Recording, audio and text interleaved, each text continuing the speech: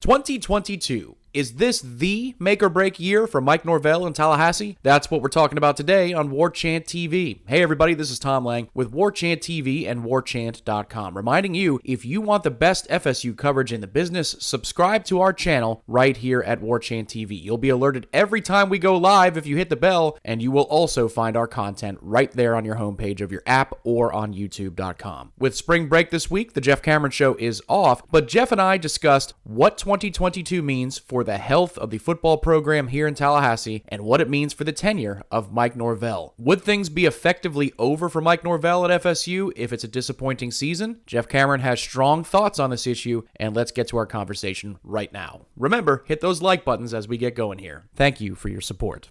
This has been a major rebuild, and it still is. But I don't think there's much left in the way of patience. I don't think people have it anymore. I think if this team goes out and goes 6-6 or 7-5, Tom, that, yeah, he'll be back because they can't afford to fire him, but he'd be a dead man walking. It depends on the 7-5. I don't think so. I think it's irrelevant. If you go So it's 8 wins or bust, you're saying, period. If you lose 5 games, you're going to have a bad loss. Another bad loss. Yeah. You just are. And I'm not telling you what I would do. And I'm not even talking about what's fair or not fair, because it's a very nuanced discussion. It's not black and white.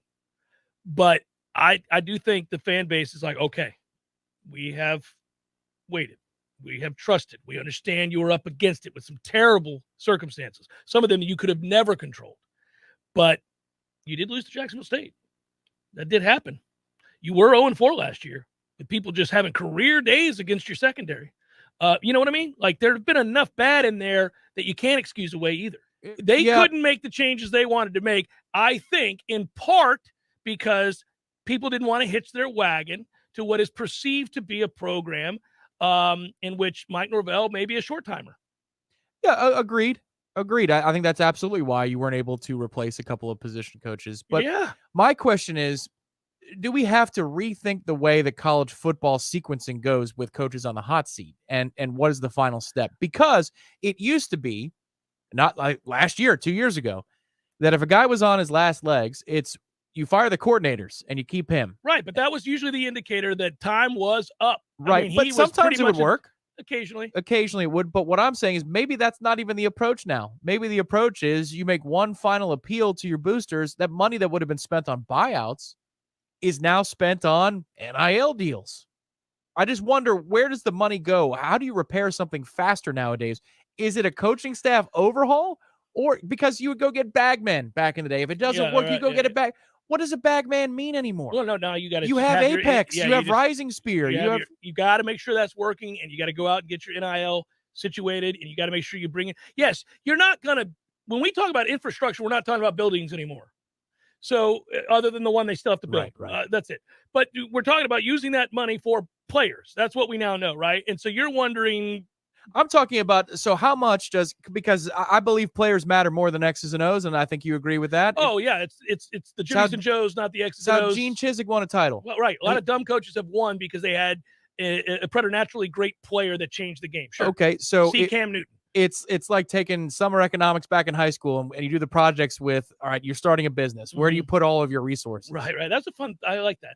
So, okay, would you rather spend $10 million on a buyout or whatever it is, or would you want to take that $10 million because you're so pissed off and funnel that into an NIL program and go get you 4 players who can make a huge difference on a week in and week out basis? Now you're asking what I want to do, and as opposed to me projecting what I think the fan base's mood is or what I think is going to happen 2 and 3 years from now if he doesn't have a good season this year. I think Mike Norvell is a good coach. I have said that repeatedly. I believe Mike Norvell is a good football coach.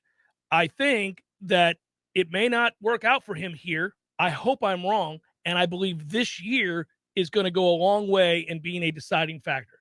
So all I'm really getting at here is, and I'm not trying to be flip-floppy or wishy-washy, I'm just pointing out this is a damn critical year. And it's a critical year not because after it's over, he's gone. It's a critical year because if it's not a good year, he might as well be gone, is what I'm getting at. It's like you're just playing out the string from that point forward, which is hell on earth. You're in purgatory at that point because you know that eventually when the money's right, when it makes enough economic sense and you can stomach it, you're going to pull the trigger, because now you will be at a place where you cannot convince elite recruits to come here. You have another middling season, they ain't coming.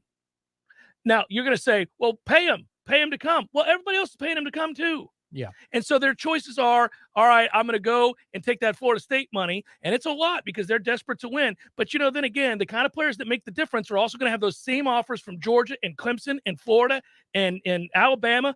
And we're not going to win, because then they're going to say, okay, one of these things is not like the other. The money's all good, but these guys just steady lose 5 and 6 games a year. So I'm not going there. Agreed. Yeah. If it's a 50-50, and we know of, without getting into specific dollars and cents details, some of the offers that might have been out there this last recruiting cycle, right? And how we were bettered, and yet we still out recruited maybe a university or two that might have come with more cash. Yeah. Well, and so we might be that team or that program that offers more, but they say, yeah, I don't know, man, a couple $100,000, a big difference. I'd rather go play for a program that's going to win.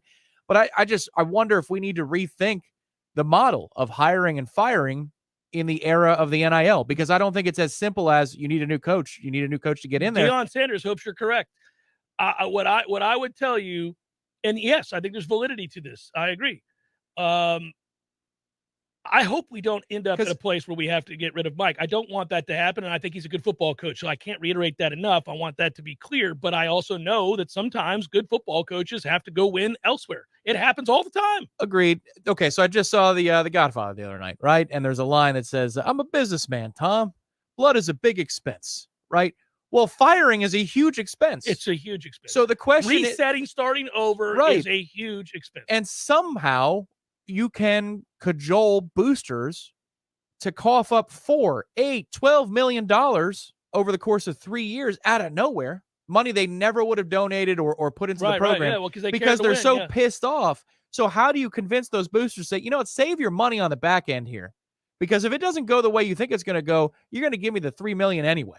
Why don't you give it to me now and we put it into the NIL program? It's hard to do. That's a tough conversation to have. It's a little bit like we're having the conversation yesterday about the players union and management. Like, they all knew invariably we were going to end up in this place. And yet 46 days ago, when they locked them out, nobody thought to get to the table and avoid this problem until they felt a pinch.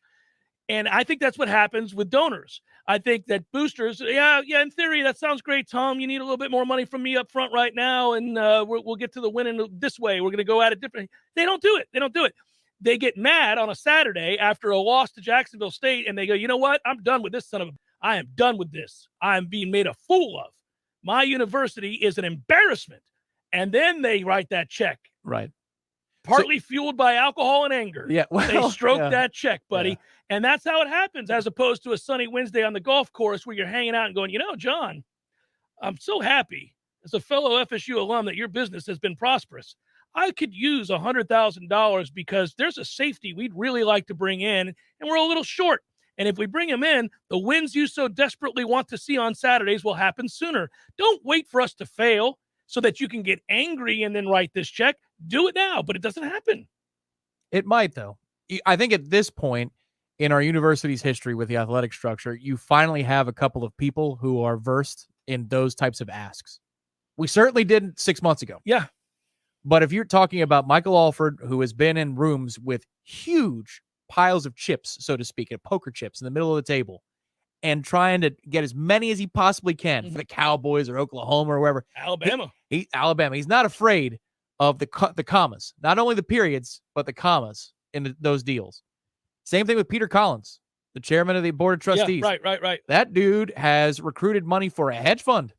He's recruited money, capital investments from people who he had to convince that this is the next wave for real estate or whatever. Let's get on it, Peter. You're in a position for getting money from people that don't want to give you the money, but that's where we need to be. And that was his pitch when we did the video a month ago, which was spend the money out of faith and belief rather than out of panic and disappointment. If this were a bellying up, which we've got to get back to doing, and we were free to have this conversation for the next 4 hours and not take breaks or anything else, one of the things I would ask you, and we would get into the existential crisis and all of that, because we'd say to what end? I would ask you to what end? And now we don't want to go down that road because it's alarming and it's difficult, and it will leave you, much like a lot of philosophical questions, wanting more. You will have to ask another one followed by another one. Well, you know what, sir? This is all a big nothing anyway. You can't take that money with you. So give a little bit to us. We'll give you a plaque. Steer it. I like it. Yeah.